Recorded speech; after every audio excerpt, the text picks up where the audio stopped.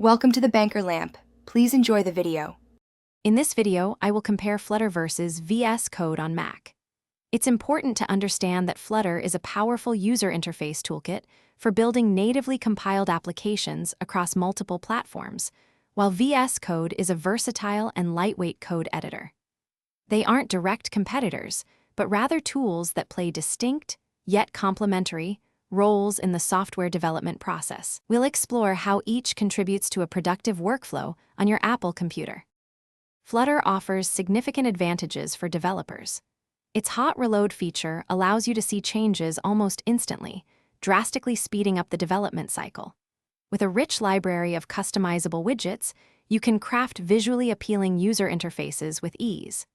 Furthermore, Flutter's core strength lies in its ability to build applications for iOS, Android, web, and desktop from a single codebase, saving considerable time and effort for cross-platform projects. Visual Studio Code, or VS Code, provides an exceptional editing experience. It boasts intelligent code completion, robust debugging tools, and integrated Git control, all essential for efficient coding. Its extensive marketplace offers thousands of extensions, allowing you to customize your environment for virtually any programming language or framework, including Dart and Flutter. This flexibility makes it a top choice for many developers on their Mac machines. Ultimately, Flutter and VS Code are not a case of which is better, but rather how they work best together.